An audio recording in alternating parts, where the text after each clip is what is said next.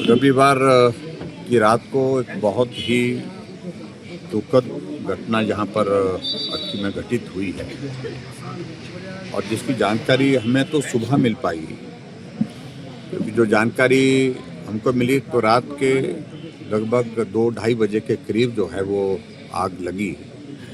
और उस आग में जो अभी तक जो जानकारी हमको मिल पाई है, उस जानकारी के अनुसार 9 लोगों की दुखद मृत्यु हुई है,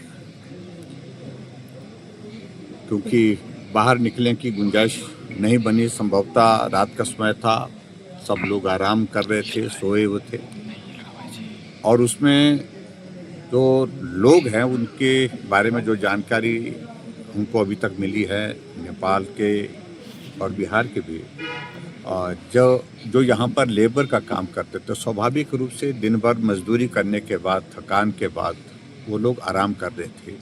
आग अचानक लगी, बाहर निकलने का रास्ता नहीं मिल पाया, ऐसा लगता है। और अभी तक जो आंकड़ा हमारे सामने यहाँ पर आया है, जहाँ जिनकी वेरिफिकेशन का प्रोसेस अभी तक चला है, 9 लोगों की इसमें ज़िंदगी गई है। सचमुच में ये बहुत हृदय विदारक घटना घटित हुई है इस इलाके में, पूरे प्रदेश भर में चारों तरफ इसके पश्चात मातम है। और जो जानकारी ये भी मिली हमको कि फायर ब्रिगेड आई थी, लेकिन ठीक प्रकार से वो परफॉर्म नहीं कर पाए। यहाँ पर पानी की छोटी जो गाड़ी थी उसमें पानी खत्म हो गया। और भी बहुत सारी चीज़ों को लेकर के, जहाँ दुकानें थी, पुरानी बिल्डिंग थी, ये दुकानें भी पूरी तरह से जल करके राख हुई है, उसमें उनका भी नुकसान हुआ ही हुआ है।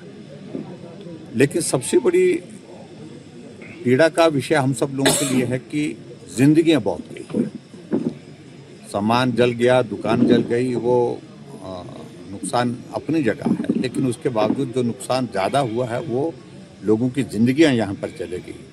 तो मैं संवेदना व्यक्त करता हूँ सभी परिवारजनों के प्रति, जिनने अपने परिवार के सदस्य खोए हैं।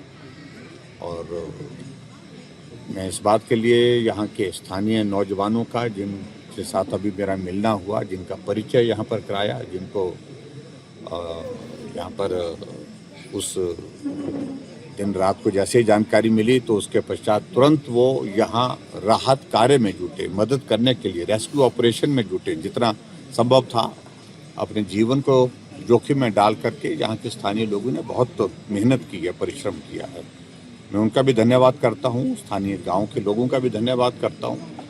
और जो एडमिनिस्ट्रेशन की ओर से यहाँ प्रयत्न हुए हैं, लेकिन चलो जो नुकसान हो गया, लेकिन अब विषय ये है कि इसमें एक तो जो आग का कारण क्या था ये भी जानना आवश्यक है, लेकिन सबसे इम्पोर्टेंट चीज़ जो महत्वपूर्ण, इस प्रकार की घटनाएं आने वाले समय में घटित ना हो, इसके लिए एहतियात के तौर पर सरकार को कुछ कदम उठाने चाहिए।